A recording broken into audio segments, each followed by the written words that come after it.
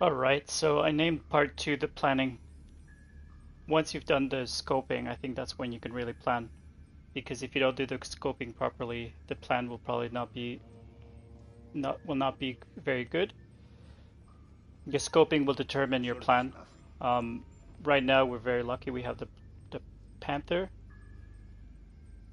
and which is a big loot, but I don't have a lot of secondary targets.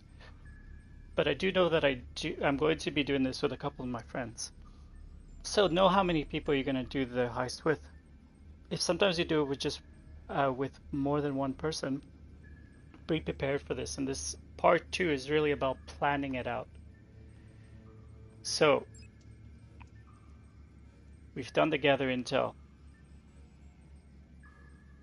If you're gonna do it with two other people, 3 or 4 people total, and you want to go on to the main island, you want to make sure that your approach vehicle is the submarine or the submarine. So you need to have scoped out the drainage tunnel, which at this point most people would have done that. If you don't know what scoping out the drainage tunnel is, if you're an absolute beginner, then look up some YouTube videos for absolute beginner Cayo Perico. This is for people who've already done it in the past, but are trying to find ways to do it consistently and better and better. So if you're only doing it with one person, you know you're guaranteed only one other person you'll do it with, then in your preparation, the approach vehicle will be the submarine. If you're going to go onto the main island for some reason, any reason at all, whether it's with one other person or two other people, you get the long fin. Now, I always do both because I never know if I'm going to do it with one more person or if I'm going to do it with a group of people. So if you're like me, just do both. You can do both of those approach vehicle options.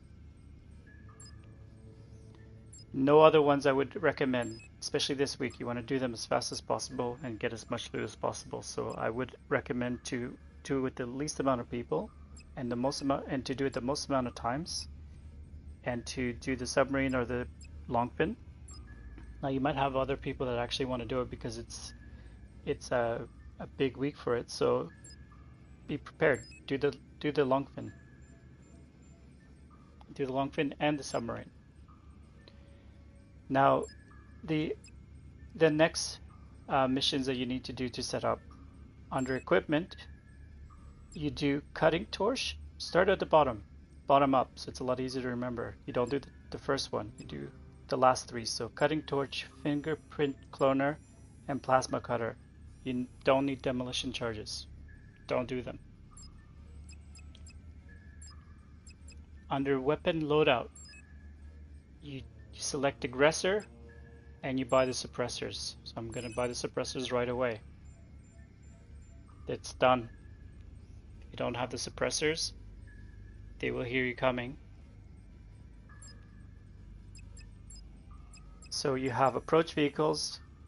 I will do the Kasatka, the submarine Kasatka, and both the long fin, because I don't know how many people I'm playing with. Equipment, I will do the cutting torch, fingerprint cloner, and the plasma cutter. Weapon loadout, I've already bought the suppressors. Absolutely, you have to buy the suppressors. And I'm going to select the aggressor. Disruption, I'm doing none of them. Don't bother, don't waste your time. The stealth approach, the approach that I'm going to do, you don't need to do those. So that's part two, that's planning phase. The real planning is around which missions you do and which missions you don't do. Don't do disruption. Select aggressor suppressors as the weapon loadout. Make sure you buy the suppressors. Equipment, do cutting torch, fingerprint cloner, and plasma cutter. Do not do demolition charges. The approach vehicles, to the submarine Kasatka and the boat longfin. Boat longfin if you're going to have more than 2 players. Otherwise, select the kasetka and enter through the drainage tunnel directly.